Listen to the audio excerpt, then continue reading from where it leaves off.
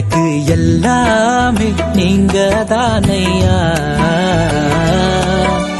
கண்ணின் மணி போல் காத்திடுவீரையா. என்னை காக்கும் கோட்டை நீங்க தானையா, நீங்க இல்லாத வாழ்க்கை வீணையா. என் ஜீவன் இருப்பதே உம் நாமம் துதிக்கத்தான், என்னை மீட்டு எடுத்ததே உன் கூட நடக்கத்தான். என் ஜீவன் இருப்பதே உம் நாமம் துதிக்கத்தான், என்னை மீட்டு எடுத்ததே உன் கூட நடக்கத்தான்.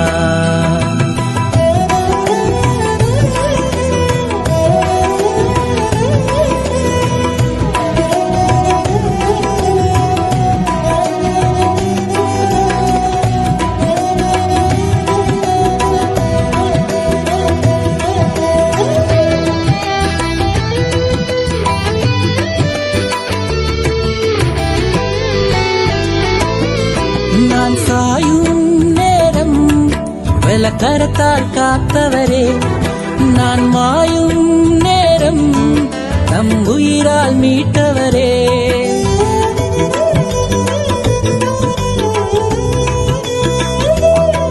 நான் சாயும் நேரம் வெலக்கரத்தால் காத்தவரே, நான் மாயும் நேரம் நம் உயிரால் மீட்டவரே.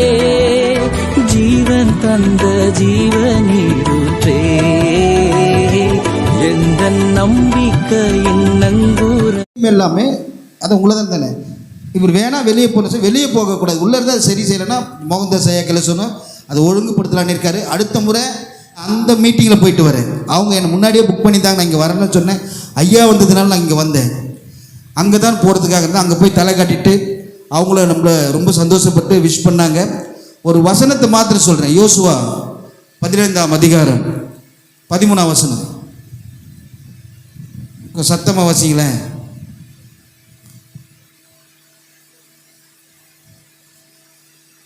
பதினைந்தாம் அதிகாரம் 13ஆம் வசனம். ஐயா ஐயா ஐயா ஐயா நிறுத்தி அழகாக படிங்க ஐயா. எப்புனாயின் குமாரனாகிய காலேப்புக்கு சொல்லு, கர்த்தர் தனக்கு கட்டளையிட்டபடி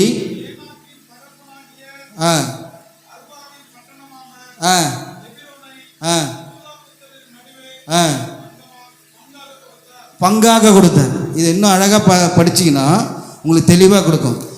அடுத்த அடி படிங்க, அடுத்த வசனம் படிங்க, ஒருத்தரை படிங்க ஐயா. அங்கே இருந்த அகிமான் சல்மா என்னும்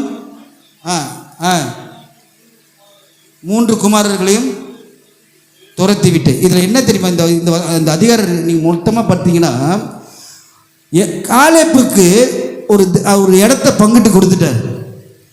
அடுத்தபடியாக 3 பேர் என்னன்னு கேட்டிங்கன்னா, அதை யாருன்னு கேட்டிங்கன்னா, அதில் கள்ள தீர்க்கதரிசிகளும் அக்கிரமக்காரர்களையும் துரத்தி விட்டு எல்லைகளை பங்கிட்டு. அடுத்த 16ஆம் வசனம் பார்த்தீங்கன்னா எல்லைகள் எல்லாம் சரி பண்ண கொடுத்துருக்காரு. இன்னைக்கு இந்த காலை பையாவுக்கு அவர் தலைமுறை இது நடக்குது. இப்போ தலைவராக கொடுத்துருக்காங்கன்னா இந்த இடத்த பங்கிட்டு கொடுத்துருக்காரு. இது உங்களுக்கு பெருமைப்படுத்தல, ஆவிக்குறி விஷயத்தில் எங்கே அக்கிரமோ எங்கே வீடு அங்கே இயேசுவின் பெயரை வச்சுக்கிட்டு ஒரு அமைப்பை வச்சுக்கிட்டு அவங்க வளரணும், அவங்க பெருமைப்படணும் அப்படின்ற ஒரு எண்ணம் இருக்கிற இடத்துல நீங்கள் துரத்திட்டு தான் இதை சரி செய்யணும்.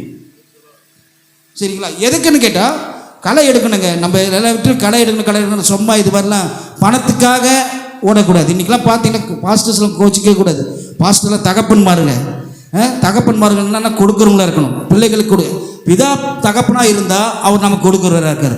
நீங்கள் சர்ச்சில் நீங்கள் தகப்பனாக இருந்தால் நீங்கள் கொடுக்குறவராக இருக்கணும். ஆண்டவர் அப்படி தான் இருக்கார். இப்போ பார்த்தீங்கன்னா பாஸ்டர் இப்போ போட்டு போகிற கூட்டம்னு பார்த்தா உங்களுக்கு இது தரோம், படி தரோம், பேக்கு தரோம், அது தரோன்னு ஒன்று போயிடுறாங்க. இங்கே கூட்டுற அந்த ஐஸ்வர்யத்தை ஆண்டவர் எதற்காக நம்மளை தெரிந்து கொண்டிருக்கிற அதை விட்டுடுறோம். நம்மளை ஐஸ்வர்யம் மாற்ற போகிறார். அந்த ஐஸ்வர்யம் இந்த உலகத்தில் வாழறதுக்கு, நித்திய ஜீவனுக்காக வாழறதுக்கு, அதுதான் முக்கியமான விஷயம். இந்த கூடுகை அடுத்தபடியாக கிழக்கு மாவட்டமாக இருக்கும். கண்டிப்பாக நம்ம மோகன்தாஸ் ஐயா கையில் சொல்லி இதையெல்லாம் ஒழுங்குபடுத்தி இந்த காஞ்சிபுரம் மாவட்டம் ஒரு மனதாக செயல்படும். ஆனால் 2 பிரிவாக, அதாவது கிழக்கு மேற்கு, அவ்வளோதான். இந்த தெற்கில் வேணாம், 3 பிரிச்சு 4 பிரிச்சுன்னு போயின்னு இருந்தால் ஒரே தெருவில் அது அசிங்கமாக இருக்கும். ஒரு ஊரில் இருக்கன்னா அந்த ஒரு ஊரில் ஏஐசிசி ஒரு டீமாக தான் இருக்கணும். இது 2 ஆக்குறது நல்லா இல்லை, விரோதத்தை உண்டாக்குறது. இது 4 வருஷமாக இந்த பிரச்சனை நடந்துகிட்டு இருக்குது. இந்த வருஷம் அது முடிவுக்கு வரப்போகுது. அதுக்காக ஜெபித்துக்கொள்ளுங்கள். அடுத்த ஆண்டு ஜனவரி மாதம் ஒரு சமாதானத்தின் ஆண்டாக இருக்கும். ஆமேன். கர்த்தர் தாமே. சாரி, இவ்வளோ நேரம் நான் லேட்டாக வந்து 2 மீட்டிங்கில் போய் வர்றதுனால இந்த நாளில் நம் மத்தியில் வந்திருக்க ஐயா அவர்களை கரங்களை தட்டி வரவேற்போம். தேவ செய்திக்காக ஒரு ஜெபத்தோடு கூட நாம் கடந்து செல்வோம். நம் மத்தியில் நம்முடைய மாவட்ட துணை செயலாளர் ரெவரண்ட் KS சுந்தர் ஐயா அவர்கள் வந்து ஜெபிப்பார்கள். கர்த்தருக்கு மகிமையுண்டாகட்டும். ஜெபித்த பிறகு இன்னொரு ஊழியக்காரரை நம்ம கனப்படுத்தணும். அதை கனப்படுத்தி தேவ செய்திக்கு நிறையாது. கண்களை மூடுவோம். நல்ல பிதாவே, உமக்கு ஸ்தோத்திரம் அப்பா. இந்த AICCC காஞ்சி மாவட்டத்தில் நடக்கிற இந்த சிறப்பு கொடுக்கைக்காக நாங்கள் நன்றி செலுத்துகிறோம். இந்த நாளிலும் கூட நாங்கள் தேவனை மகிமைப்படுத்தவும், தேசத்திற்காக ஜெபிக்கவும், தேவ ஊழியர்களாய் ஒன்றுபட்டு வர எங்களுக்கு உதவி செய்து, விசேஷமாய் வந்திருக்கிற அத்தனை தலைமைத்துவ ஊழியர்களுக்காக நாங்கள் நன்றி செலுத்துகிறோம்.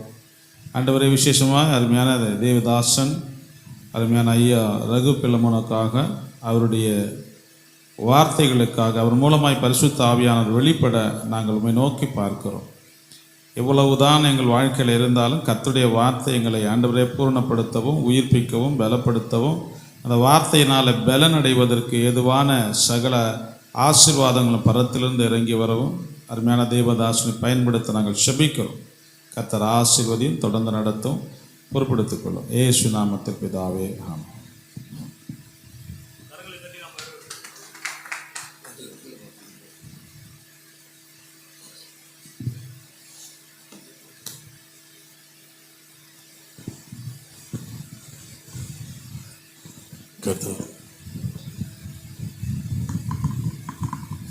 கர்த்தர் நல்லவர், அவர் கிருபை என்றும் உள்ளது.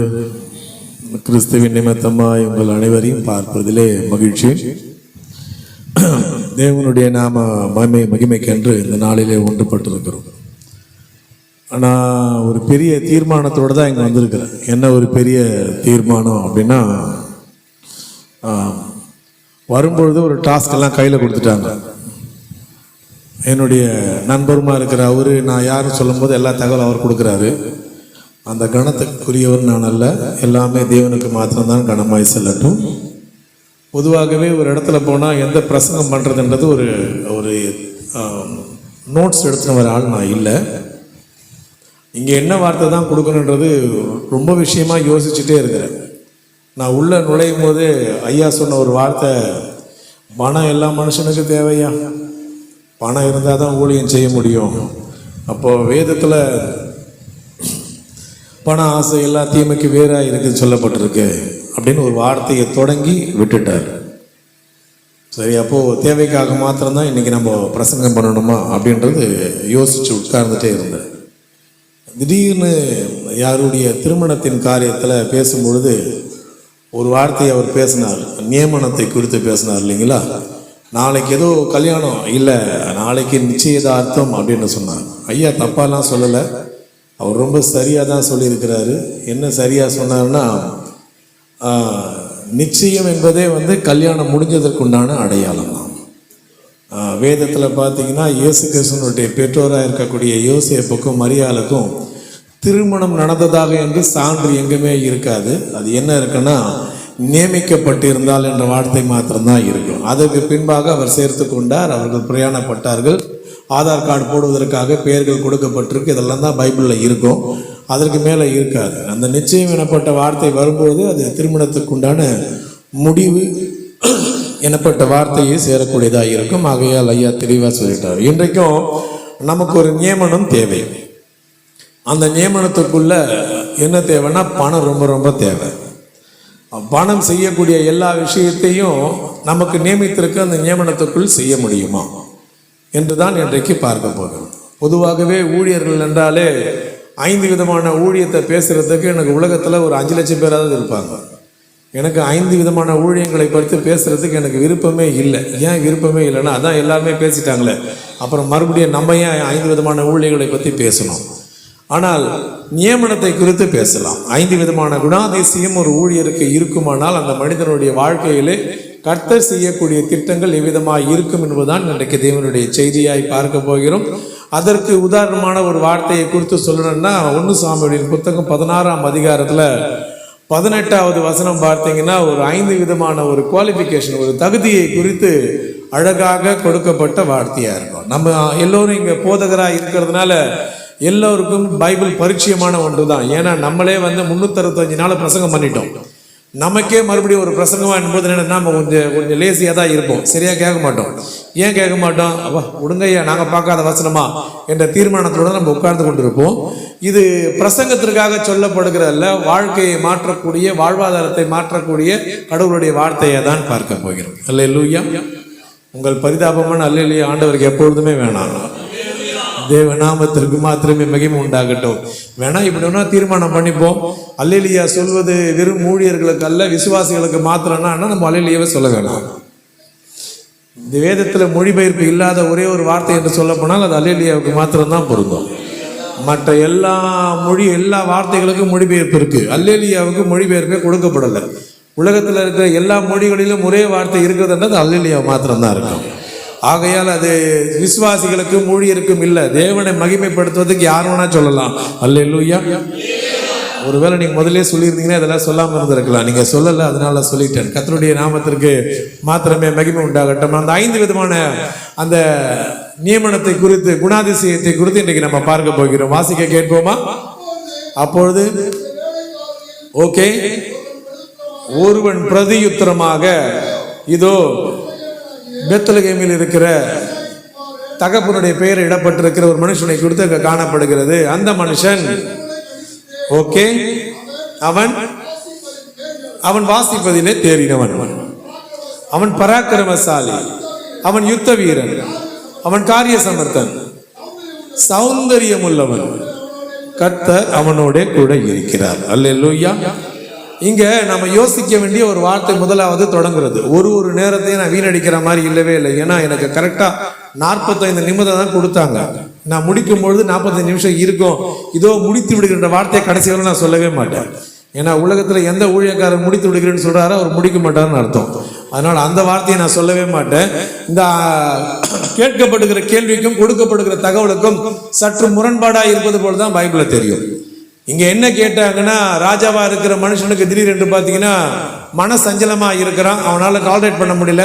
இந்த பிரச்சனையில இருக்கும்பொழுது அவன் என்ன பண்றான், நான் கொஞ்சம் ரிலாக்ஸ் ஆகிறதுக்கு யாராவது இன்ஸ்ட்ருமெண்ட் பிளே பண்ணக்கூடிய ஒரு நபர் இருந்தா சொல்லுங்கன்ற மாதிரி அவனுடைய பக்கத்தில் இருக்கிற நபரை சொல்றாங்க. அப்ப ராஜா கேட்கிற விஷயம் என்னன்னா, என்னை அசூசிப்படுத்தி கொள்ளாமல் என்னை ரிலாக்ஸா இருக்கிறதுக்கு ஒரு இன்ஸ்ட்ருமெண்ட் பே பண்ணக்கூடிய, வாசிக்கக்கூடிய யாராவது ஒரு நபர் இருக்கிறாரா என்று கேட்டாங்கன்னா, அந்த வேலைக்காரன் ராஜாவினிடத்தில் ஒன்று மாத்திரம் தான் சொல்லணும். என்ன சொல்லணும்? ஐயா, எனக்கு ஒரு நபர் தெரியா, அந்த பெத்லகேமில அவங்க அப்பா பேரு ஈசாய் நினைக்கிறேன், பையன் நல்லா வாசிப்பான், அவனை வேணா கூட்டிட்டு வந்து காட்டுட்டுமா என்ற வார்த்தையை சொல்லி இருந்தா ஏற்கக்கூடிய ஒரு வார்த்தையா இருக்கும். ஆனா இந்த வேலைக்காரன் சொல்லுகிற வார்த்தை விதமா இருக்கிறது என்றால், ராஜா கேட்டது வாசிக்கிறதுக்கு யாராவது ஆள் இருக்கிறாங்களா? அப்ப இந்த வேலைக்காரன் எதோ நிறுத்தி இருக்கணும், வாசிக்கிறது மாத்திரமே நிறுத்தி இருக்கணும். ஆனா அவனால நிறுத்தவே முடியல. அவன் உடனே ராஜாவை பார்த்து சொல்ற வார்த்தை இருக்கணும், ஐயா, எனக்கு ஈசாயின் மகனை குறித்து தெரியும், அவன் வாசிப்பதிலே தேறினவனா இருக்கிறான். ஒரே வார்த்தை முடியல, கமா மறுபடியும் ஸ்டார்ட் ஆகுது. அவன் வாசிப்பதில் தேறினவனும், அவன் பராக்கிரமசாலியும், அவன் யுத்த வீரனும், அவன் காரிய சமர்த்தனும், அவன் சௌந்தரியம் உள்ளவனும். இது எல்லாமே சொல்லி முடிச்சுட்டு சொல்றாரு கடைசியா, கர்த்தர் அவனோட கூட இருக்கிறார். இந்த 5 விதமான குணம் எந்த மனிதனோடு கூட இருக்கிறதோ அந்த மனிதனோடு கூட கர்த்தர் இருக்கிறார் என்பதை தாவீது சொல்லல, தாவீதுடைய தகப்பன் சொல்லல, எங்கேயோ ஒரு இடத்தில் ராஜாவின் சமூகத்தில் இருக்கக்கூடிய ஒரு வேலைக்காரன் ராஜாவுக்கு தெரியப்படுத்துகிறான் என்றால், தாவீதின் கீர்த்தியை குறித்து தாவீது சொல்ல வேணாங்க. அவன் இந்த குணாதிசயத்தில் இருந்தால் அது எந்த மூளைக்கும் எட்டும் என்பதற்கு ஒரே ஒரு சான்று இந்த வார்த்தையை பொறுத்து விடலாம். அந்த வார்த்தையை நான் நல்லா கவனிச்சு பார்த்தா தெரியும், இந்த வார்த்தையில ஒன்றும் உண்மை இல்லாதது போலதான் நமக்கு தெரிய ஆரம்பிக்கும். ஓ மேலே இல்ல, திடீர் 2 இசைக்கருவி வாசிக்கிறாங்களே, நம்ம என்ன இசைக்கருவியை வாசிக்கல, இங்க யாரு சவுலா இருக்கிறாங்கன்னு யோசிக்கிறாங்க. திடீர்னு ஒரு யோசனை வந்தது இல்லைங்களா, என்ன திடீர்னு இசைக்கருவி வாசிக்கப்படுகிறதுன்ற மாதிரி. அவன் வாசிப்பதிலே தேறின உள்ள ஒரு மனுஷன். இந்த மனுஷனை குறித்து ஆக்சுவலி பைபிளை இப்போ தாவீதை குறித்து சொல்லணும்னா ரொம்ப இடத்துல சொல்லலாம், அவரை விவரிக்கவும் முடியாது. ஏன்னா இன்னைக்கு ஃபுல்லா தாவீதை சொன்னீங்கன்னா தாவீதை பத்தி பேசிக்கிட்டே இருப்பேன். ஒரு 2 வாரத்துக்கு முன்பாக KK நகர் அந்த பாஸ்ட் ஃபெலோஷிப்போட என்ன கூப்பிட்டுருந்தாங்க. அன்றைக்கு நான் தாவீதை பற்றி தான் பேசினேன். அது வேற ஒரு டாபிக்ல பேசும்போது பேசினேன். அப்ப தாவீதை குறித்து இவ்வளவு சிறப்பாக இருக்குன்னா என்ன அவருடைய சிறப்பு? தாவீது கடவுளோடு அவனோடு கூட இருக்கிறார், கடவுள் தாவீதோடு கூட இருக்கிறார். இந்த 2க்கும் உள்ள வித்தியாசத்துல பெரிய விஷயம், அந்த 5 விதமான குணாதிசயத்தை கடைபிடிக்கிற மனுஷனா இருக்கிறார். யாருப்பா அந்த 5 விதமான குணாதிசயம்? தாவீது.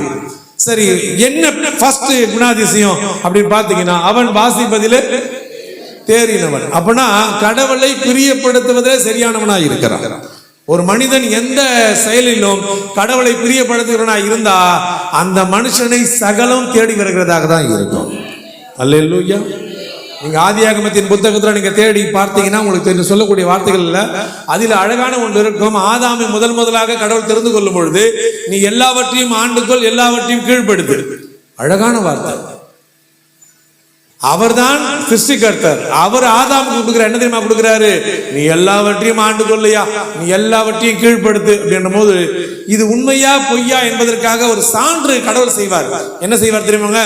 அவர் படைத்திருக்கிற எல்லா ஜீவராசிகளையும் எடுத்துட்டு வந்து ஆதாம் கிட்ட விட்டு, ஆதாம் அதற்கு என்ன பெயர் இட்டானோ அந்த பெயர் அதற்கு ஆயிற்று.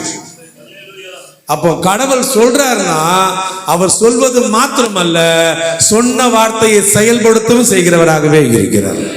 அப்ப ஆண்டுகோள் கீழ்படுத்து, நீ ஏன் முயற்சி பண்ணுப்பா அப்படி இல்ல, நீ என்னை பிரிய மாத்திரம் படுத்து, நான் சொன்ன வார்த்தை உன்னுடைய வாழ்க்கையில செய்யறதுக்கு தயாராகவே இருக்கிறேன். அந்த வார்த்தை சரியா பொருந்துகிறது. இந்த மனுஷனுடைய முதல் தகுதி என்று என்னன்னு பாத்தீங்கன்னா, அவன் வாசிப்பதிலே தேறின மனுஷனாய் இருக்கிறான், கடவுளை பிரியப்படுத்துகிறவனாய் இருக்கிறான். 23ஆம் சங்கீதத்தை எல்லாரும் சொல்லுவாங்க, மனப்பாடமா சொல்லுவாங்க. அவன் எந்த காலகட்டத்தில் எழுதப்பட்ட சங்கீதம் தெரியுமாங்க? அது கர்த்தரின் மேய்ப்பராய் இருக்கிறேன், நான் தாட்சி அடையேன், அவர் என்னை புல்லுருடைகளை மேய்த்து, அப்படியே சொல்லிக்கிட்டே போயிடுவாங்க. எப்ப இந்த வார்த்தையை சொன்னார் தெரியுங்களா? அவரு எப்பொழுது சொன்னார்னா, ஆட மேய்க்கும் பொழுது இந்த சங்கீதத்தை சொல்லலைங்க, அவர் அரசரான பிறகு சொல்லப்பட்டிருக்க சங்கீதங்க இது. அப்படின்னா ஆடு மேய்க்கும் போது சொல்லலாம், நான் தான் ஆடு, என்னுடைய தகப்பன் தான் மேய்ப்பன் சொல்லலாம். ஆனா அரசனான பிறகு சொல்ல முடியாது என்றால், அவர் எல்லா தருணத்திலும் தன்னை தாழ்த்தி கர்த்தரை மகிமைப்படுத்துகிறாய் வைத்ததுனாலதான் கர்த்தர் அவரை சிறப்புள்ளவனாய் வைத்திருக்கிறார். ஆமென். 2 பேருக்குள்ள ஒரு பெரிய போட்டி இருக்கு. என்ன போட்டி தெரியுங்களாங்க? யார் முதன்மை வைக்கிறது?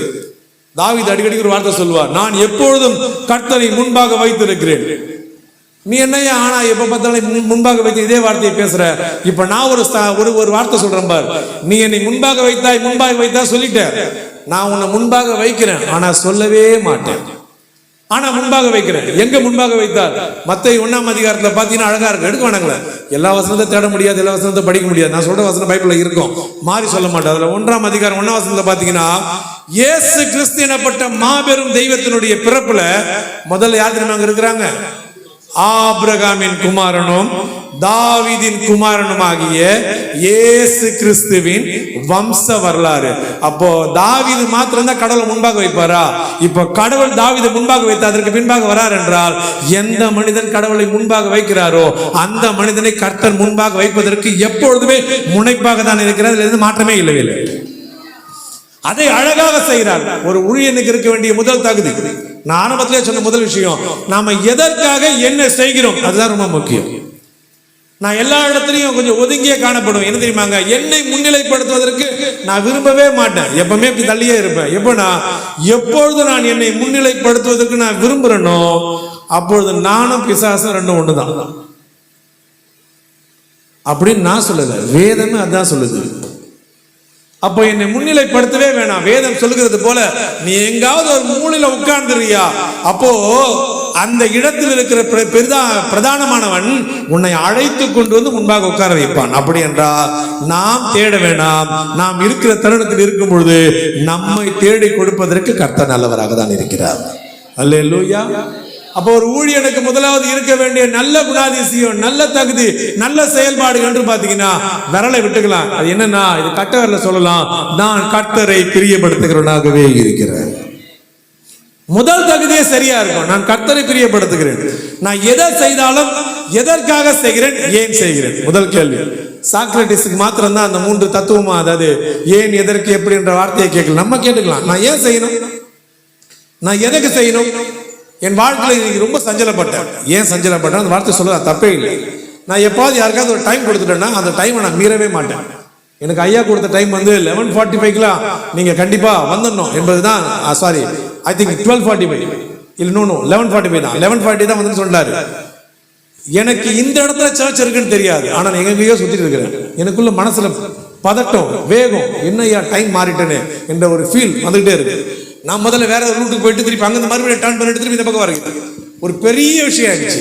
அப்படின்னா ஏன்னா இந்த பதட்டம் எனக்கு ஏன் வந்ததுன்னா, ஐயோ நம்ம கடவுளுடைய ஊழியத்தை செய்யறோம், அசட்டியா செய்கிற மாதிரி எனக்கு தெரியுது, ரொம்ப லேசியா செய்யற மாதிரி தெரியுது. அப்படி இருக்கக்கூடாது என்ற பதட்டம் எனக்குள்ள அதிகமா வந்தது. உள்ள நுழையும் போது கூட பார்த்தீங்கன்னா ஏறக்குறைய ஒரு 4 கால் எனக்கு வந்துடுச்சு. ஒவ்வொரு கால் அட்டன் பண்ணும்போது யோசிக்கிறேன், ஒரு பதட்டம், முடிஞ்சிடுச்சா முடிக்கல என்ற எண்ணங்கள்லாம் இருந்தது. உள்ள நுழையும் போது தான் எனக்கு கொஞ்சம் திருப்தியா இருந்தது.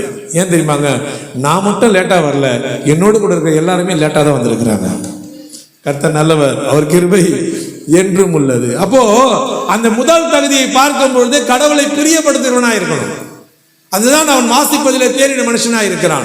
இரண்டாவது தகுதியை குறித்து பார்க்கும்போது என்ன சொல்லப்பட்டிருக்கிறது, அவன் பராக்கிரமசாலி.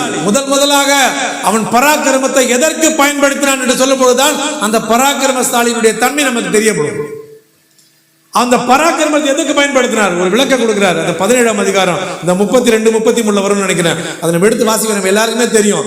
ராஜா அவன் இடத்துல பேசும்போது சொல்லுவாரு, என்னுடைய மந்தையிலே, நல்லா கவனமா கேட்டுங்க, என்னுடைய மந்தையிலே ஒரு நாள் ஒரு சிங்கம் வந்து ஒரு ஆடை கவிட்டு போயிடுச்சு.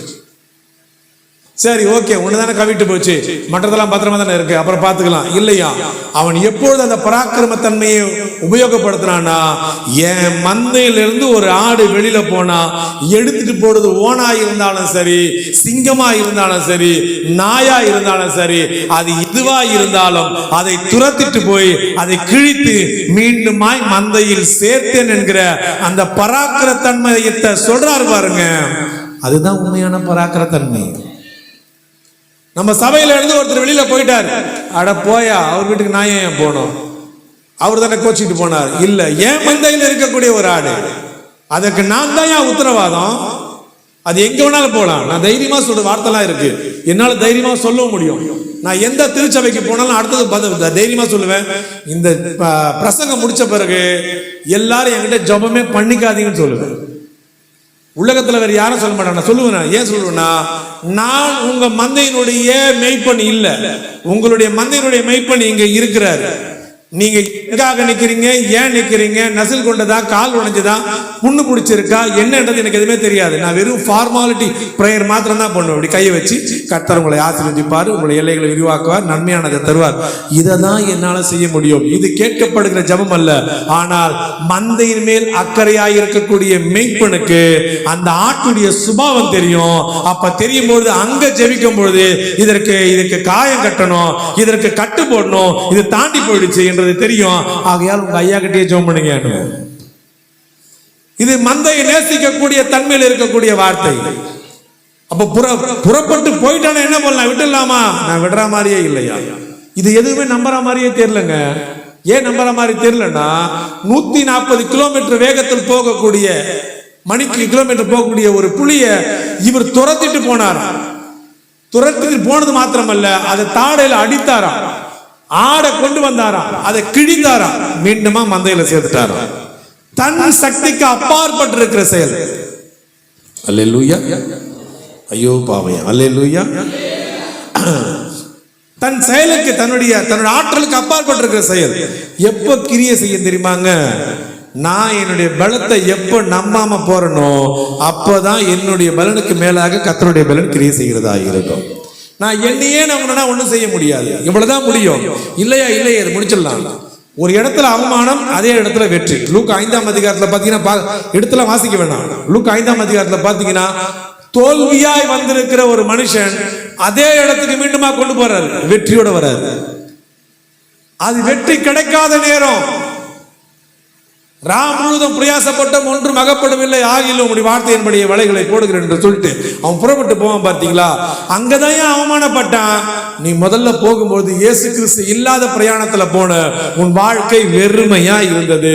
இப்பொழுது அவன் பிரயாணம் பண்ண அதே படகுல இயேசு கிறிஸ்து இருந்தார். இப்ப புறப்பட்டு போனால் அந்த இடத்துல ஒரு பெரிய அறுவடையை பார்க்கிறான் என்றால் நம்ம முயற்சியில நம்ம யாரோட இருக்கிறோம், எப்படி இருக்கிறோம்.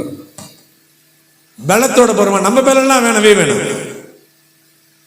நான் கடந்த வாரம் கூட என்னுடைய பாஸ்டர்ஸ்க்கு கிளாஸ் எடுக்கும் ஒரு வார்த்தை சொன்னேன். இதே வார்த்தை தான் சொன்னேன். நீ பலவீனப்படுவது நல்லதா நல்லது இல்லையான்னு கேட்டேன்.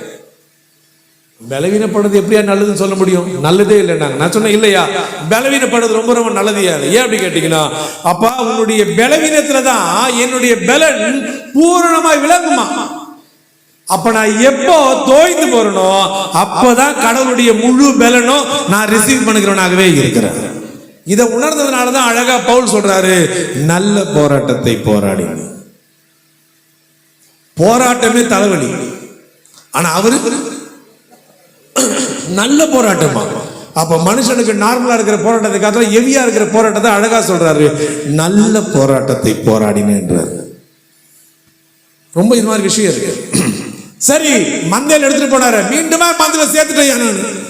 அப்ப என்னுடைய மந்தையில் நான் கவனமாக இருக்கும் பொழுது, அதற்கு என் பலத்தை பயன்படுத்தும் பொழுது நிச்சயமாகவே சொல்லலாம். கடைசியா முடிக்கிற ஒரு வார்த்தை இப்ப சொல்லலாம், இயேசு கிறிஸ்து கர்த்தராகிய ஆண்டவர் நம்மோடு கூட இருக்கிறவராக இருக்கிறார். ஐயா, நானு வாசிக்கிறதில் மாத்திரம் தேறினோம் இல்லையா, மந்தையிலிருந்து போனால கொண்டு வந்து மந்தையில் சேர்ப்பதற்கு நான் என்ன பண்றேன், நான் சரியான நபரா இருக்கிறேன். என் பலத்தை அதற்கு தான் பயன்படுத்தி இருக்கிறேன். சரி, சொல்லப்பட்டிருக்கிற வார்த்தை இரண்டாவது தகுதி ஆயிற்று. மூன்றாவது ஒன்று இருக்கிறது. என்ன தகுதிங்க மூன்றாவது? என்னங்க? உங்களை நான் அதிகமா கேள்வி கேட்கிற மாதிரி இல்லை, ஏன்னா நீங்க எல்லாருமே தெரிஞ்சவங்க தான். ஏன் உங்களை கேள்வி கேட்குறது? இந்த யுத்த வீரன் சொல்லப்படுகிற வார்த்தைக்கு முன்பாக தாவீது எங்காவது சண்டைக்கு போனாரா? ஒன்னு போனாரா? சண்டைக்கே போகாதவருடைய பேர் என்னங்க? இது என்னையா நியாயம்? இதற்கு பின்பாக தான் அப்பா வந்து பால் கட்டிலாம் கொடுப்பாரு. நீ போயிட்டு அந்த அவருடைய ஆர்மி ஆபீசர்கிட்ட போய் கொடுத்த பிறகு நலம் விசாரிச்சுவான்னு சொல்லுவாரு. அவர் அங்க போய் விசாரிச்சு பார்க்கும்போது கோலியாத் அந்த பக்கம் வந்து எல்லாரையும் தண்டிட்டு கிடப்பா. அவங்க அண்ணகார வந்து என்ன உனக்கு அவ்வளவு இருமாப்பா, நீ ஏன் இந்த பக்கம் வந்த, நீ கிளம்பி போன்னு சொல்லுவாரு. அவர் மறுபடியும் வேறு ஒரு ஏரியா எஸ்கேப் போயிட்டு மறுபடியும் போய் பார்ப்பாரு. அவரை திட்டுறதை பார்த்த பிறகு வாவில வெகு கொண்டவரா எந்தவராய் விருத்த சேதனம் இல்லாத இந்த மனுஷனை இவ்வளவு தூசிக்கிறான், என்ன பண்ணலாம் அப்படி கேள்விலாம் கேட்பாரு. அப்ப அதுக்கு முன்னாடி இவரு எங்க போல, சண்டைக்கு போல. ஆனா அவருக்கு பேர் என்னங்க? ஆனா எனக்கு பைபிள்ல ஒரு யுத்த வீரனை குறித்து தெரியும். பிரம்மாண்டமான யுத்த வீரன். அவரை போல ஒரு யுத்த வீரனை வேற யாரையும் பார்க்க முடியாது. என்ன சண்டை போட்டாரியா, அழகான சண்டை. இங்க நிக்கிறார் யுத்த வீரன், யுத்த வீரனுடைய ஃபேமிலி நிக்கிறாங்க. பின்னாடி அவருடைய ராஜாவாகி ஆண்டவர் மேல் நிக்கிறாரு. எதிர்நாட்டு ராஜாவை பார்த்து கேட்கிறார், யோ என் போர் வீரனாய் இருக்கிற யோபின் மீது கண்ணை வைத்தாயா அப்படின்னு கேட்கிறாரு. யாரு? பின்னாடி இருக்கிற ராஜா போர் வீரனா இருக்கிற யோபை பார்த்து, எதிர்நாட்டு ராஜாவை பார்த்து கேட்கிறாரு, என் தாசனாகிய என் போர் வீரனாகிய யோபின் மீது கண்ணை வைத்தாயா. இப்ப ராஜா அங்கிருந்து சொல்றாரு, அங்கிருந்து எதிர்நாட்டு ராஜா சொல்றாரு, என்ன சொல்றாரு, நீர் தான் அவனுக்கு தேவையான எல்லா பாதுகாப்பையும் கொடுத்துருக்கிறீங்களே, நான் எப்படியா மறுபடியும் தொட முடியும்? ஓ, உங்களுக்கு அவ்வளவு இலக்காரமா போயிடுச்சா என் போர் வீரனை பார்த்து? சரி, அவனுக்கு எதெல்லாம் பாதுகாப்பு என்று நீ நினைக்கிறியோ அந்த பாதுகாப்புல எல்லாவற்றையும் எடுத்துக்கொள், முடிஞ்சா அவனை தொட்டு பாரு. அல்லேலூயா. முடிஞ்சா தொட்டு பாரியான்றார். அவருக்கு உண்டானது எல்லாவற்றையும் முடிச்சிட்டு கூட நம்ம போர் வீரன் தைரியமா நிக்கிறார். அப்படியே நிக்கிறார், ஒண்ணுமே பண்ண முடியல. இரண்டாவது விஷயம் கேட்கிறார், என்னையா என் ராணுவத்தில் இருக்கக்கூடிய யோபின் மேல் கவனம் வைத்தாயா? நீர் தான் அவனுக்கு தேவையான சரீரத்துக்கு தேவையான திடகாத்திரமான பலன் எல்லாம் கொடுத்துருக்கிறீங்களே, அப்புறம் அவன் எப்படியா தொட முடியும்? அப்படியா, அவன் ஜீவனை தவிர்த்து எல்லாவற்றையும் எடுத்துக்கொள், முடிஞ்ச அவனை தொட்டுப்பார். ஆனா நம்மால் எப்படி நிக்கிறாருங்க? அப்படியே நிக்கிறார். இதுல அடுத்த ஒரு பிரதிநிதி இருக்கிறாங்க. யார் அந்த பிரதிநிதி? யாருங்க? புரியல. அவர் மனைவி. அவங்க மனைவி எதிர்நாட்டுடைய பிரதிநிதி. இல்ல உண்மை அதுதான், நீங்க எப்படி எடுத்துக்கலாம் அதுதான் உண்மையும் கூட. கணவன் ரொம்ப கஷ்டப்படுறாங்களே, கஷ்டப்படுற கணவன் என்ன சொல்லணும், ஐயா என்னால ஆள முடியல, கருணை கொலையா செஞ்சு சாவடிச்சிட சொன்னா நியாயமா இருக்கும். ஆனா இந்த அம்மா ஒரு டைலாக் சொல்லுவாங்க, என்ன சொல்லுவாங்க, ஆக்சுவலி இவர் ஜீவனோட அவங்க மேட்டர் இல்ல, அவங்களுக்கு வேற ஒண்ணு இருக்கு. என்ன இருக்கு? தேவனை தூசிக்கணும். நீ ஜீவனை விடுறியா இல்லையா, முதல்ல கடவுளை திட்டியா அப்படின்றாரு. ஆனா நம்மால் தெளிவா இருக்கிறாரு, என்னுடைய ஜீவன்ல இருக்கிற வரையிலும் என் ஆண்டவரை ஒரு நாளும் ஒரு பொழுதும் நான் நிந்திக்கிறவனா இருக்கவே மாட்டேன். அல்லேலூயா. ஆனா இருக்கிற சக்தியெல்லாம் எடுத்துக்கோ, அப்பயும் நிந்திக்க மாட்டேன். ஆனா என்கிட்ட இருக்கிற ஆஸ்திகளை எடுத்துக்கொள், அதையும் எடுத்துக்கோயா, அதை எடுத்துக்கவே மாட்டேன். ஆனா எல்லாரும் சொல்லுவாங்க, யோபுக்கு எத்தனை விதமான ஆசீர்வாதம்? ரெட்டத்தனையான ஆசீர்வாதம். எல்லாத்துக்கும் ரெட்டத்தனையா இருக்கு ஆசீர்வாதம். பிள்ளைகள் இல்லைங்களையா? பிள்ளைகளும் இல்லையா, மனைவியும் இல்ல. மனைவி ஒன்னே போதங்க, ரெண்டு தான் கஷ்டம். அதை பக்கம் நான் விட்டுருங்க, அதை பக்கம் சரிங்களா? பிள்ளைகள் இல்லையா, ரெட்டத்தனை இல்லையா? ஐயா ஐயாவுக்கு ஒரு நல்ல கிளாப் பண்ணுங்க, நல்ல நல்ல ஜம்முன் இல்லை, நல்ல நல்ல கிளாப் பண்ணுங்க, தப்பே இல்லைங்க. என்ன தெரியுங்களா, ரெட்டத்தனையான ஆசீர்வாதம் இருக்கு. இந்த பூமிக்குரியவன் எல்லாம் யோபு, அவன் எங்கத்துக்குரியவன்? ஓகே, ஆல்ரெடி 3 பொண்ணுங்க 7 பையங்க செத்துட்டாங்களா? எங்க போயிட்டாங்க? மறுபடியும் 7 பிள்ளைங்க 3 பொண்ணுங்க, அவங்க செத்தாங்க. எங்க போறாங்க? அப்போ ரெட்டத்தனையான ஆசீர்வாதம் பரலோகத்தில் இருக்கிற மாதிரி தெளிவாவே இருக்கு, அதுல எந்த ஒரு மாற்றமே இல்லைங்க. அல்லேலூயா. கர்த்தர் நல்லவர், அவர் கிருபை என்றும் உள்ளது. அப்ப முன்னாடி நிற்கும் போது சண்டைக்கு கூப்பிடுறாரு போர் வீரன், நீ முடிஞ்சா என் வாயில இருந்து கடவுளை தூசிக்க முடியாது செய்து பாரு. முடியாதியா, எதை இருந்தாலும் முடியாது. அதுதான் யுத்த வீர தன்மை. கடவுள் பிசாசானவன் எல்லா தருணத்திலையும் எப்படியாவது ஆண்டவருக்கு அகேன்ஸ்டா ஒரு வார்த்தையாவது பேச மாட்டாங்களா, நடந்து கொள்ள மாட்டாங்களா, அப்படி தீவிரத்தை பார்த்து கொண்டே இருக்கும்போது கூட நம்ம தைரியமா சொல்லலாம், எல்லா தருணத்திலும் கர்த்தர் தான் கொடுத்தாரு, கர்த்தர் தான் எடுத்தாரு, கர்த்தருடைய நாமத்துக்கு மாத்திரம் ஸ்தோத்திரம் ஆண்டவர். ஒரே வார்த்தை சொல்லி முடிச்சிடலாம். சொல்றாரு, ரொம்ப அழகா இருக்கு. இந்த ரெட்டத்தனையான ஆசீர்வாதம் பாத்தீங்களா, அது ஒண்ணுமே இல்லைங்க. ரொம்ப சிம்பிளான விஷயம் சொல்லலாம். சண்டை நடக்கும் பொழுது எவன் தோத்தானோ, தோத்தது எல்லாவற்றையும் அவன் மறுபடியும் கொடுத்துடணும், அவனுக்கு உண்டானதெல்லாம் கொடுத்துடணும். நம்மால் கிட்ட இருக்கிற சொத்தெல்லாம் உறிஞ்சிட்டான், அவங்கிட்ட போயிடுச்சு. இப்போ எதிர்நாட்டு ராஜா தோத்துட்டாரு. இப்போ நம்முடைய சொத்து ஒன்று, அடுத்தது அவனுடைய சொத்து ஒன்று. இப்ப எத்தனாவது சொத்து வருது? 2 சொத்து ஒன்னா சேர்த்து வருதுன்னா இதுதான் இருக்கிற பெரிய பிளஸிங். நீங்க வேணா எங்க வாசிக்கிறான்னா, இந்த நாளாகமத்தின் புஸ்தகத்துல பாத்தீங்கன்னா யோசபத் ராஜாவை பத்தி வரும், அதுல சப்ஜெக்ட் வரும். அவர்கள் 3 நாள் கொள்ளையிட்டார்களாம், அவ்வளவு மிகுதியான பொருளா இருக்கான். சேயீர் மலை தேசத்தார், அம்மோன் புத்திரர், மோவாபியர் எல்லாமே அட்டாக் பண்ண வரும்பொழுது அதை எல்லாரையும் ஜெயிச்ச பிறகு ஆள்றதுக்கு அவ்வளோ நேரம் வந்துதான். அப்போ எவ்வளவு அழகான ஒரு யுத்த வீரன். ஏன் ஆண்டவர் கேட்கிறார் பாருங்க, நீங்க அந்த பைபிள்ல யோபை படிச்சு பார்த்தா ஒரு மாதிரி ஆயிடும். ஏன்னா சும்மா இருக்கணும், கேட்டு சண்டை ஆகிற மாதிரி இருக்கும். அவன் எங்கேயே போறான், அவனையே கேட்கணும், என் தாசன் வாங்கி யோபு என்பது கண்ணை வைத்தாயா, கவனம் வைத்தாயா, ஏன் கேட்கணும்? அவசியமே இல்லைன்னா யோபுவை குறித்து ஆண்டவருக்கு நல்லா தெரியும், இவன் ஒரு நாளும் தோற்று போகிறவன் அல்ல, இவன் மாபெரும் யுத்த வீரன் என்று. அதனாலதான் டைரக்டா பெட்டிங் கட்டார், வாயா பாத்துக்கலான்றார். ரகசியத்தை யோபுக்கு கொடுத்தது போல உலகத்துல வேற யாருக்குமே கொடுக்கல. பத்மதீவுல யோவான் கூட கம்மியா தாங்க கொடுத்தாரு. ஆனா யோபு கொடுத்திருக்கிற ரகசியங்கள் பெருசு, மகா பெருசு. முடிந்த காரியத்தினுடைய தொடக்கத்தையும் வரும் காரியத்தினுடைய தொடக்கத்தையும் கொடுத்த ஒரே நபர் என்றால் அது யோபு மாத்திரம்தான். அல்லேலூயா. அட அழகா பார்த்துட்டு அவன் வாசிப்பதிலே அவன் பராக்கிரமசாலி, அவன் யுத்த வீரன். இந்த காரிய சமர்த்து ஒவ்வொரு ஊழியக்காரருக்கும் ரொம்ப அழகா இருக்கு. நான் அடிக்கடி ஒரு வார்த்தை சொல்லுவேன், என்னன்னா யாரை பார்த்து யாரும் பொறாமைப்படாதீங்க. பொறாமப்பட்டதுனாலதான் ஒரு பெரிய பிரச்சனையே காரணம். சவுல் நல்ல மனுஷன், தாவீது மாபெரும் யுத்த வீரர். தேவையில்லாம சவுல் தாவீது மேல பொறாமப்பட்டதுனாலதான் அவன் காணாம போயிட்டான். ஒருவேளை நான் அந்த இடத்துல சவுலா இருந்தேன்னா நான் கண்டிப்பா தாவீதை பார்த்து பொறாமப்பட்டிருக்க மாட்டேன். என்ன தெரியுமா பண்ணுவேன்? தாவீதை தட்டி கொடுப்பேன். போயா, நீ அங்க போய் சண்டை போட்டு வா, அவனை முடிச்சுட்டு வா, நான் இங்க இருக்கிறேன். நீ முடிச்சிட்டியா, நீ இந்த பக்கம் போய் முடிச்சுட்டு வா, நான் இங்க வெயிட் பண்றேன். நீ அந்த ஊர்ல போய் முடிச்சுட்டு வா, நான் இங்க வெயிட் பண்றேன் அப்படின்ற மாதிரி. இன்னும் 1000 வம்சம் வந்தாலும் 1000 தலைமுறைகள் வந்தாலும் நான் தான் ராஜா, எனக்கு அப்புறம் தான் என் பையன், அவனுக்கு அப்புறம் அவன் பையன், தாவீதுடைய பையன், அவனுக்கு அப்புறம் அவனுடைய மந்திரியா இருப்பான். இவனை இப்படியே கொண்டு போகலாம். எப்ப நம்ம பொறாமை பண்றோமோ மாட்டிக்கிட்டோம். அல்லேலூயா. அட நம்ம காட்டுல ஒரு நல்ல அழகா பாட்டு பாடுறானே, பாடட்டையா, நம்ம கூட தானே இருக்கிறான், நல்லா பாடட்டமே. நல்லா ஊழியம் பண்றாரியா, அட நல்லா ஊழியம் பண்ணியா, சந்தோஷம்யா. ஒருவேளை இவர் தனியா சர்ச்சையை ஆரம்பிச்சுட்டு போனாருன்னா அட போட்டையா. எங்க ஐயா எனக்கு சொல்லி கொடுத்த ஒரு பாடம் இருக்கு. என்ன தெரியுமா இருக்கிறாரு? நீ உனக்கு பிரியாணி போட தெரியலன்னா பிரியாணி இன்னொருத்த போடுவான், நீ பழுத போட்டா பழுத சாப்பிட்டு அவனுக்கு கசப்பாயிட்டு இருக்கும், அதனால பிரியாணி தேடி போயிருப்பான். ஒருவேளை நீ பிரியாணியே போட ஆரம்பிச்சானா அது கீழே இருக்கிற எதை பார்த்தாலும் அவனுக்கு கம்மியா தான் தெரியும்.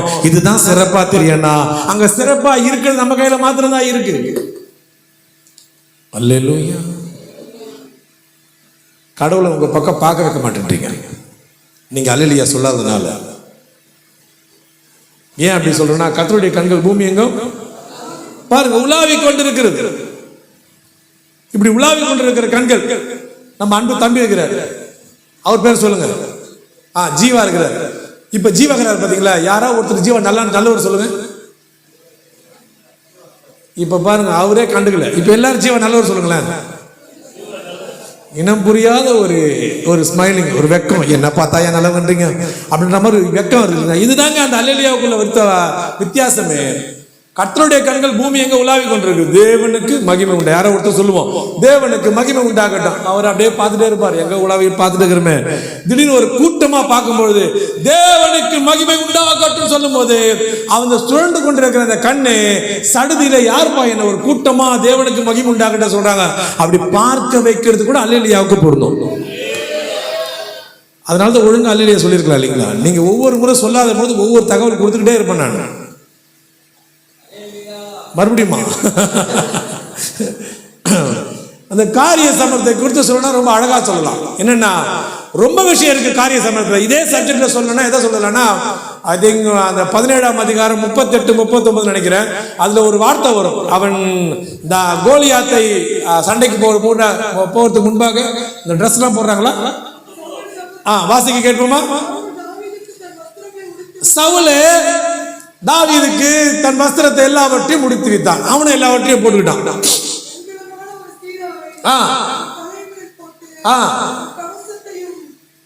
ஏங்க ஒரு போருக்கு தேவையான எல்லாவற்றையும் போட்டாருங்க. வெண்கலமான சீராவை போட்டாரு, ஒரு கவசத்தை கொடுத்தாரு, ஈட்டி கொடுத்தாரு, எல்லாமே கொடுத்தாரு. இப்ப எல்லாமே கொடுத்து தாவீதுக்கு எங்க போனோம்? சண்டைக்கு போனோம். அதான் கரெக்ட். காரிய சமர்த்தி எவ்வளவு அழகா வேலை செய்து பாருங்க. அவர் எல்லாவற்றையும் மாட்டிட்டாரு. மாட்டி முடிச்ச பிறகு கொண்டு பண்ணுவாரு. என்ன தெரியுமா பண்ணுவாரு? மாட்டின ட்ரெஸ் எல்லாவற்றையும் மறுபடியும் கழட்டிட்டு, இது எனக்கு கம்ஃபர்டபுளா இருக்கிற மாதிரி இல்ல, இது எல்லாவற்றையும் கழட்டிடுறேன்னு சொல்லிட்டாரு. இப்ப நமக்கு என்ன தோணும்? இது என்ன ஒரு பெரிய மேட்டரா தெரியும். ஆக்சுவலி ரொம்ப பெரிய மேட்டர். ஏன் பெரிய மேட்டர்னா, இது யாருடைய ட்ரெஸ்? என்னங்க? பயந்தாங்கோலி ட்ரெஸ்ஸுங்க. ராஜா ட்ரெஸ்ன்றீங்களா? அது யார் ட்ரெஸ் அது? அப்படி பயப்படாத இருந்தா அவனே அந்த ட்ரெஸ்ஸை மட்டும் நேரா போயிருக்கலாமே. அப்ப அது யார் ட்ரெஸ் அது? நம்ம சத்தமா தான் சொல்லுவோமே. ஆமா, பயந்தாங்கோலி ட்ரெஸ். அவர் என்ன பண்ணாரு? உடனே எடுத்தையோ பயந்தாங்கோலி ட்ரெஸ் போய் மாற்றிய கழட்டி அப்படி சொன்ன பிரச்சனை எடுத்துருக்கோம். அவர் என்ன பண்றாரு? போடுற மாதிரி எல்லாவற்றையும் போட்டாரு. போட்ட பிறகு இது எல்லாவற்றையும் எனக்கு கம்ஃபர்டபுளா இல்லாத ஒரே காரணத்தினால இது எல்லாவற்றையும் கழட்டி போடுகிறேன் என்றால் காரிய சமர்த்த அந்த இடத்துல எவ்வளவு அழகா வேலை செய்து பாருங்க. அல்லேலூயா. பல இடங்களையே பார்க்கலாம். அவன் என்னைக்கு தாவீதுடைய சவுலுடைய வீட்டுல போய் தங்கினானோ, தங்கின இடத்துல பாத்தீங்கன்னா அவன் போக்கும் வருத்தமாக இருந்தானா ஜனங்களோட கூட ஒரு லிங்க் வச்சான். படை வீரர்களை யாரெல்லாம் சிறந்தவளா இருக்கிறாங்க அவங்களோட கூட லிங்க் வச்சிருக்கிறான். அண்டை நாட்டு இடத்துல போய் லிங்க் வச்சிருக்கிறான். பெலிஸ்தியரை ஓட வெட்ட வந்தா இந்த தாவீது. ஆனா ஒரு காலகட்டத்தில் பெலிஸ்திய ராஜாவே அவனுக்கு சப்போர்ட்டா இருக்கிறாங்க என்றால் அவன் எவ்வளவு பெரிய ஒரு சர்க்கிளை ஏற்படுத்துகிறான் என்றால் இதுதாங்க காரிய சமர்த்து. அல்லேலூயா. இந்த காரிய சமர்த்தி எவ்வளவு முக்கியமானதுன்னு பார்த்துட்டு தேவநாமத்திற்கு மகிமை உண்டாகட்டும். அப்போ ஒவ்வொரு ஊழியருக்கு எது தேவையா? ஒருத்தர் கோவப்பட்ட நானும் கோவப்படுறேன், நீயா நானா பார்த்துடலாமா? இல்லை. அந்த இடத்துல ஏன் வந்தது? எங்க ஏரியாவில் கூட ஒரு இன்சிடென்ட் நடந்தது. பக்கத்து வீட்டில் ஆராதனை படுத்தும் போது அங்கே 4 பேர் சண்டை போட விட்டாங்க. அவர் உடனே வாரி இறங்கலாம் கட்டி சொல்றாரு, நான் யார் தெரியுமா, என் குளம் தெரியுமா, என் ஊர் தெரியுமா, நான் எவ்வளோ பேர் ரவுடி தெரியுமா, ஐயோ இதெல்லாம் வேணாயா, ரவுடிலாம் தெரிஞ்சா பிரச்சனை தான் ஆகும், இப்போ நமக்கு அது வேணாம், என்னதுலாம் ஐயா 5 நிமிஷம் வெயிட் பண்ணீங்க, நாங்கள் முடிச்சிடறோம், அடுத்த முறை இந்த இடையில இருக்காது, என்ன பண்ணலாம்னா அவன் ரட்சிக்கப்படுவதற்கும் ஏதுவாக இருக்கும். ஏன் இவன் பாச சொல்லிட்டு என்ன அவன் யார் தெரியுமான்னு கேட்குறாங்க. ஏன் எதற்கு? அப்ப காரிய சமர்த்த ஊழியருக்கு அழகா இருக்கு. இந்த 4வது தகுதியை சொல்லிட்டாரு காரிய சமர்த்து. 5வது சொல்றாரு, அவர் யாருங்க? அவரு என்னங்க அழகா இப்படி சொல்லி முடிச்சிட்டீங்க. இந்த சௌந்தரியத்தை கொடுத்து சொல்லணும்னா ஆண்டவரே பார்த்து கொண்டு அது பிரகாசிக்க ஆரம்பிச்சிடுமா. ஆண்டவரே பார்த்து கொண்டு பைபிள் ஒரு எனக்கு யூஸ்வலா பெண்கள் எனக்கு பிடிக்கவே பிடிக்காது. ஆமா, தைரியமா சொல்லிடலாம், தப்பே இல்லை. ஏன் அப்படி சொல்றேன்னா, பைபிளில் நடைமுறையில் ஒரு ஆண்களும் மேக்கப்பே போடுறதில்ல. நான் அடிக்கடி யோசிப்பேன், ஏன் இந்த ஆண்கள் மாத்திரம் மேக்கப்பே போடாமல் இருக்கிறாங்க அப்படி கேள்வி பார்த்தீங்கன்னா அதுக்கு ஒரு காரணம் இருக்கு. ஏன் இந்த ஆண்களை மேக்கப் போடல? அவங்க பைபிள் வசனத்தை கடைபிடிக்கிறாங்க. நம்மிலே லட்சணமுள்ளவர்களுக்கு அலங்கரிப்பு தேவையில்லை. லட்சணமா இருந்தால் நமக்கு எதுக்கு அலங்கரிப்பு? அப்ப அவலட்சணமா இருந்தா என்ன தேவை? பாருங்க, புரிஞ்சாலும் சோத்திரம், புரியலனாலும் சோத்திரம். கர்த்தருடைய நாமத்திற்கு மாத்திரமே மகிமை உண்டாகட்டும். அப்ப நம்மளாம் எப்படி இருக்கிறோம்? நம்ம லட்சணமா இருக்கிறோம். அப்போ மேக்கப் பண்றவங்களுக்குலாம் நீங்களே புரிஞ்சுக்கலாலும் சரி, புரியலனாலும் சரி, நான் யாரையும் குற்றப்படுத்துறது என் வேலையே இல்லை, அதனால நான் அந்த பக்கம் போகவே இல்லை. அப்போ 5வது பாத்தீங்கன்னா இந்த பிரகாசிக்க சொல்றாரு, அழகா இருக்கிற சொல்றாரு, சௌந்தரியமா இருக்க சொல்றாரு. என்னவா இருக்கும்?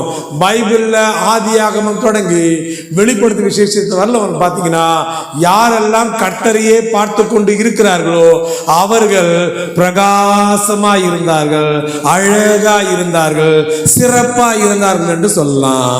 இப்ப 5 விதமான தகுதி இருக்கு இல்லைங்களா? என்னங்க?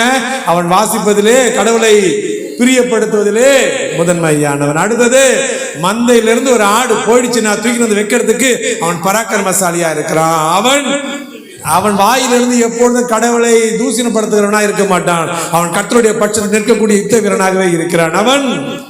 அவன் காரிய சமர்த்து, ஞானமாய் நடந்து கொள்வது காரிய சமத்தாய் இருக்கும். 5வது, அவன் கடவுளையே பார்த்து கொண்டிருக்கிறார். சிம்பிளா முடிச்சிடலாம், கர்த்தர் அவனோடு கொடுக்கிறார்.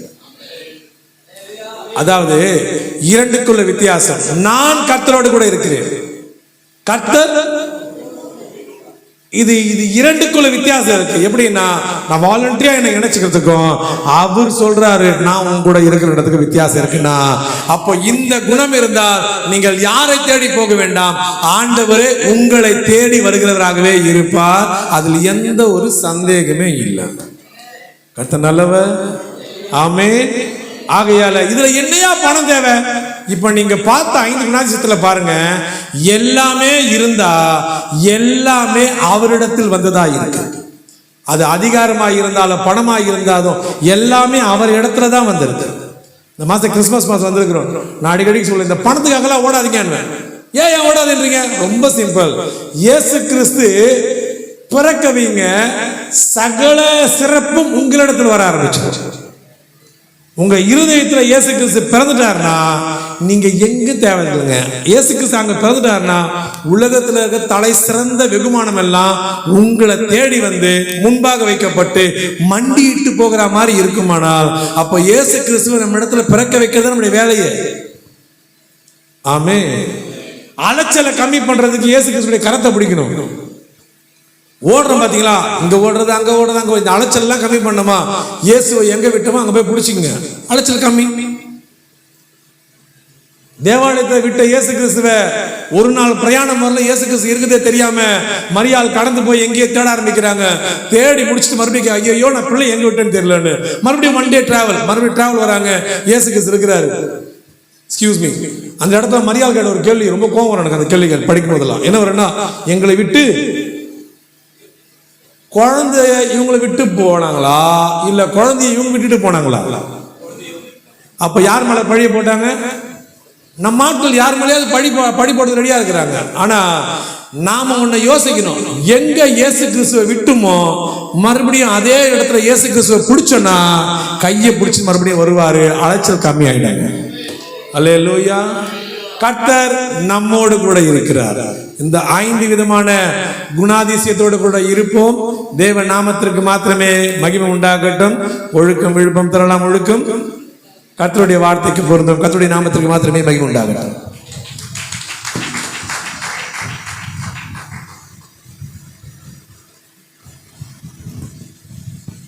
கரங்களை தட்டி உற்சாகமா நம்ம நிறைய விளக்கங்களை நாம் கேட்டோம். தேவனுடைய வார்த்தை நமக்கு பிரயோஜனமா இருந்தது. அவன் எத்தனை பேர் ஆமென் சொல்றீங்க? அல்லேலூயா. மிகவும் பிரயோஜனமா இருந்தது. அல்லேலூயா. ஆமென். கர்த்தர் அவருடைய ஊழியத்தையும் அவருடைய குடும்பங்களையும் தேவன் ஆசீர்வதித்து ஆண்டவர் எல்லையை பெரிதாக்கி சொன்ன கடைசியா சொல்லி முடிச்சாரு, இயேசு கிறிஸ்து கரத்தை பிடிச்சிட்டா எல்லாம் தேடி வரும். நிச்சயமாய் நம்முடைய AICCCல இந்த மாவட்டத்தில் அவர் கரத்தம் பிடிச்சிருக்கிறோம். அதை பெறாமல் சொல்றீங்க. அல்லேலூயா. இறுதி ஜெபத்தை நம்ம மத்தியில் ரெவரண்ட் நம்முடைய மாவட்ட பொருளாளர் விஜயனையா ஜெபிப்பாங்க. அதுக்கு முன்னாடி ஒரு ஊழியரை நம்ம ஹானர் பண்ணோம். நம்ம மத்தியில் மாநில கொள்கை பரப்பு செயலாளர் ரெவரண்ட் பினோய் ஐயா அவர்கள் வந்திருக்கிறாங்க. அவர்களை நம்ம ஹானர் பண்ண முடியாது. நம்முடைய மாவட்ட துணைத் தலைவர் ரெவரண்ட் விக்டர் மாரிமுத்து அவர்கள் முன்பதாக வந்து அவர்களை கனப்படுத்துவார்கள். நாம் யாவரும் கரங்களை தட்டி அவர்களை வெல்கம் பண்ணுவோம். ஐயா வாங்க, முன்னாடி வாங்க.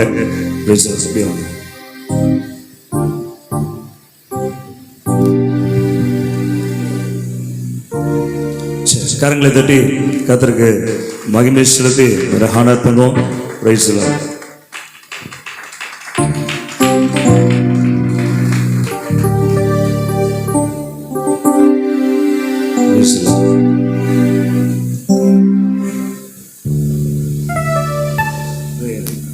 ஐயா ஐயா முன்பதாக அந்த ஏசு ஒரு வார்த்தை ஒரு 2 நிமிஷம் சொல்லிட்டு, ஏன்னா ஒரு 2 நிமிஷம் பேசிட்டு இறுதி ஜெபத்தை கர்த்தருடைய பரிசுத்தமான நாமம் மையப்படட்டும். வந்திருக்கிற எல்லா ஊழியக்காரர்களுக்கும் ஆண்டவராகிய இயேசு கிறிஸ்துவின் நாமத்தினாலே வாழ்த்துக்களை தெரிவித்துக் கொள்கிறோம். கொள்கையை குறித்து வருகிற ஜனவரி மாதத்திலிருந்து எல்லா மாவட்டங்களும் போய் சொல்ல இருக்கிறோம். ஒன்று மட்டும் சொல்கிறேன், இதற்கு பின்பு யோபில வாசிக்கிறோமே, இதற்கு பின்பு பரிபூர்ணத்தை நம்ம பார்க்க போகிறோம். அல்லேலூயா. அந்த ஒரே ஒரு வார்த்தை தான். கொள்கை என்றால் எல்லாரும் சமம், எல்லாருக்கும் எல்லா உரிமையும் எல்லா அதிகாரமும் எல்லா ஆசீர்வாதமும் சமமாய் கிடைக்கப்படுகிறது நம்முடைய கொள்கை. அல்லேலூயா. அதற்காக நம்ம பிரயாசப்படுகிறோம். நம்ம எல்லாரும் இணைந்து ஒருமித்து தேவனுடைய நாமத்தை நாம் உயர்த்த போகிறோம். யோபு 42:16-17 சொல்லுகிற வண்ணமாய் இதற்கு பின்பு ஒரு பரிபூர்ணத்தை நாம் பார்க்க போகிறோம். அருமையான செய்தி ஐயா கொடுத்தாரு.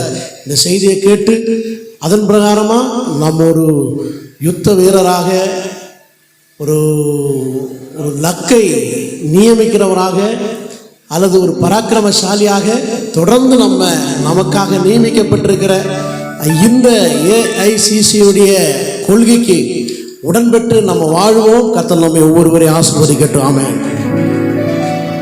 ஒரு 2 ஊழியர்கள் ஜெபம் பண்ண போறாங்க. ஒன்று, நம்முடைய தேசியத்தில் மிஷினரியின் மத்தியில் ஒருங்கிணைப்பாளராக இருக்கிற அருமையான பெல்தேசர் வந்து ஜெபம் பண்ண போறாங்க. அதற்கு பிறகு கடைசியாக நம்முடைய மாவட்ட பொருளாளர் விஜயனையா இறுதி ஜெபத்தை முடிப்பாங்க.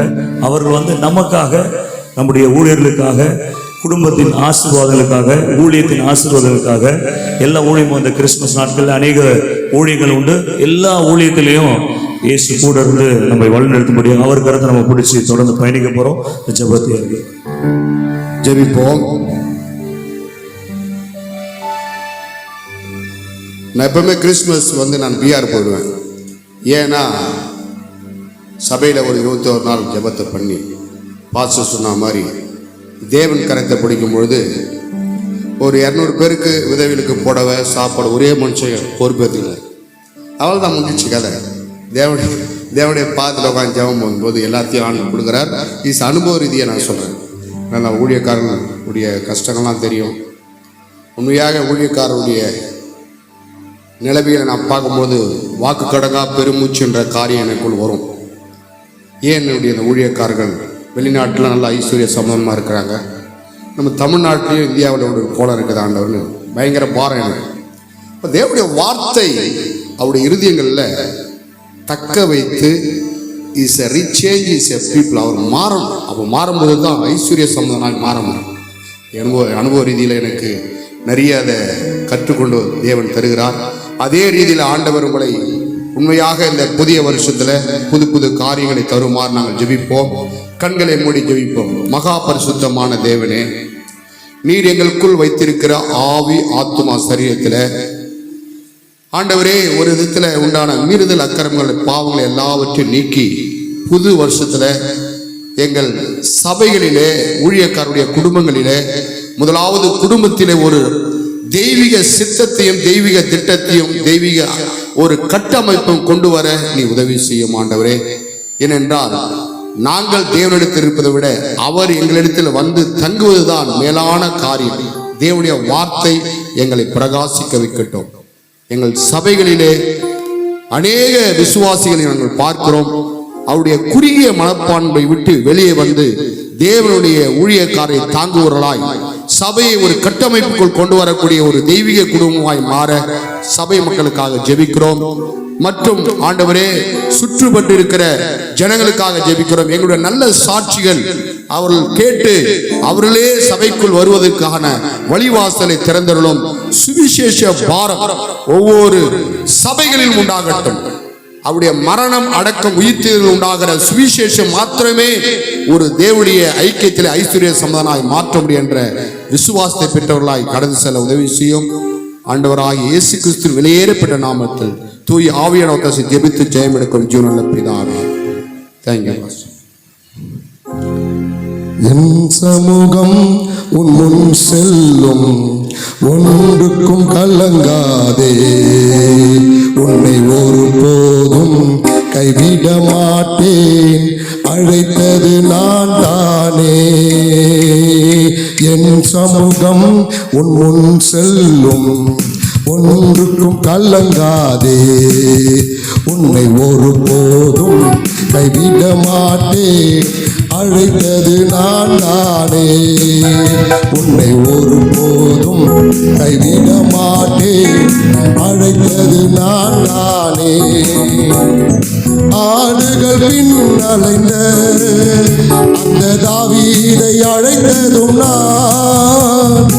ஆடுகள் பின் அலைந்த அந்த தாவீதை அழைத்ததும் நான். அந்த தாவீதின் பேரில் கிளையாய் உதித்தவர் தலையை நான் உயர்த்தவில்லையா? அந்த தாவீதின் பேரில் கிளையாய் உதித்தவர் தலையை நான் உயர்த்தவில்லையா?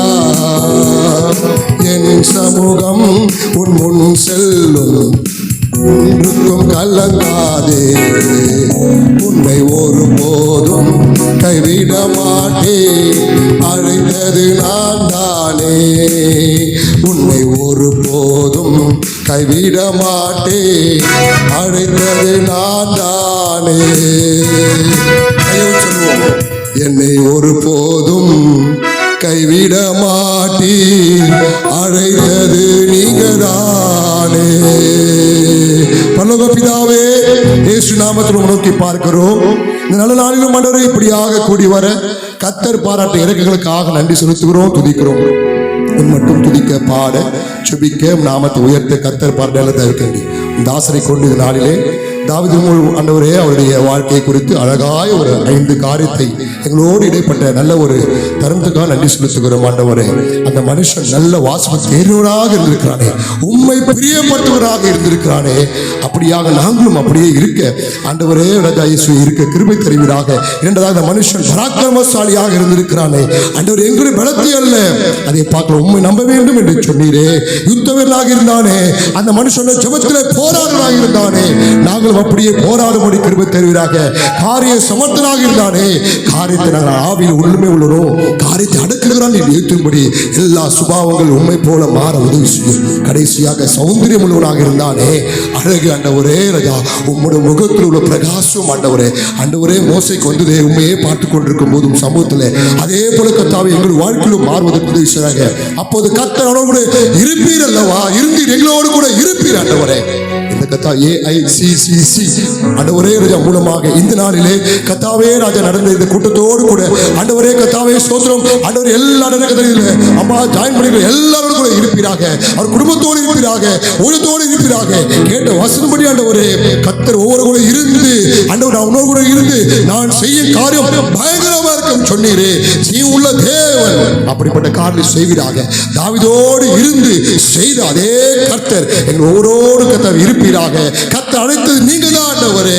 கர்த்தாவே தாவீதின் வேறு கிரியாவுக்கு தலையை உயர்த்தது போல உண்மை நம்புகிற இந்த 5 சுபாவங்கள் உடைய ஆண்டவர் தன்மைகளை உடைந்தவராக இருக்கும்போது கர்த்தர் இருந்து உயர்த்துவீராக. தொடர்ந்து ஆண்டவர் நன்மையும் கிருபை தொடரட்டும், நல்ல மேற்பட நடத்தும். தொடர்ந்து இருக்க எல்லா காரியத்தோட கர்த்தர் ஒப்புறோம். எல்லா துதியும் கனமும் மகிமும் உமக்கே செலுத்தி கர்த்தர் சுகமா இருக்கிற இயேசு மூலம் ஜெபிக்கிறோம் நல்ல பிதாவே, ஆமென். நம்முடைய கர்த்தராகிய இயேசு கிறிஸ்துவின் கிருபை, பிதாவாகிய தேவனுடைய அன்பும் பரிசுத்த ஆவியுடைய ஐக்கியம், வழிநடத்தும் பாதுகாப்பும் சமாதானம் இன்றும் என்றும் சதாக்களும் ஆண்டும் ரட்சகருமா இருக்கிற இயேசு கிறிஸ்துவின் வருகை மட்டும் இருப்பதாக. ஆமென். நான் சொல்லாமா, என் ஆத்துமாவே கர்த்தரை ஸ்தோத்திரி, என் மூலமே பரிசுநாமத்தை ஸ்தோத்திரி, என் ஆத்துமாவே கர்த்தரை ஸ்தோத்திரி, கர்த்தர் செய்த சகல உபகாரமானது. ஆமென். அல்லேலூயா, அல்லேலூயா, அல்லேலூயா. God bless you, God with you. கடைசியாக ஒரு நன்றி உரையை நம்முடைய மாவட்டத்தினுடைய செயலாளர் ரெவரண்ட் ஆபிரகாம் பி. புருஷோத்தமன் ஐயா அவர்கள் சொல்லி நிறைவு செய்வார்கள். சில அறிவிப்புகளும் சொல்லி இந்த ஆராதனை நிறைவு செய்யப்படும். ஆமென். தேங்க்ஸ் கிவிங் இந்த நாளில் வந்திருக்கிற அனைத்து ஊழியக்காரர்களுக்கும் AICCC மூலமாய் வாழ்த்துதலை நன்றியை நாங்கள் தெரிவித்துக் கொள்கிறோம். விசேஷமாய் இந்த நாளில் all India Christian church council நடத்துவதற்கு நம்முடைய பிரதம பேராயர் டாக்டர் வி. மோகன்தாஸ் ஐயா அவர்கள் இந்த கூட்டத்தை நடத்துவதற்கு அவர்கள் முக்கிய காரணமாக இருந்தபடினால அவருக்கும் நாங்கள் காஞ்சி மாவட்டத்தின் சார்பாக நன்றியினை நாங்கள் தெரிவித்துக் கொள்கிறோம். அது மாத்திரமல்ல, இந்த சர்ச் கவுன்சில் கூட்டம் நடத்துவதற்கு உத்திரமேரூர் பகுதியில் நம்முடைய ரெவரண்ட் பாஸ்டர் நம்முடைய மேஷா மகேந்திரன் ஐயா அவர்கள் ரொம்ப பிரயாசம் எடுத்து, ஏன்னா ஒரு அன்பான ஒரு போதகர், அதே நேரத்தில் எந்த விதமான எதிர்பார்ப்பும் இல்லாத ஒரு தேவ மனுஷன், அப்படிப்பட்ட ஒரு நல்ல ஐக்கியத்தை இந்த நாளில் கர்த்தர் கொடுத்திருக்கிறார். அன்பான தேவன் அப்படின்னு சொல்லி ஒரு பாடலை பல வருஷங்களுக்கு முன்னாடி கேட்டிருக்கிறோம். அந்த பாடலுக்கினுடைய ஆசிரியர் யாருன்னே தெரியாது, அது இவர் தான். அதனால இன்னைக்கு அவரும் இந்த கூட்டத்துக்கு வந்தபடினால அவருடைய சார்பாக வந்திருக்கிற பெண்ணையா, அதுக்கப்புறம் பாஸ்டர் பெல்சஸ்தர் ஐயா, மிஷினரி ஸ்தலத்தினுடைய தலைவர் தம்பி விஜய், ஜீவா அவர்களுக்கும் தேங்க்யூ. கர்த்தர் உங்களை ஆசீர்வதிப்பார். இதை விட ஒரு ஸ்பெஷல் நான் சொன்னால், ஏதோ செய்திகளை கேட்டிருக்கிறோம்.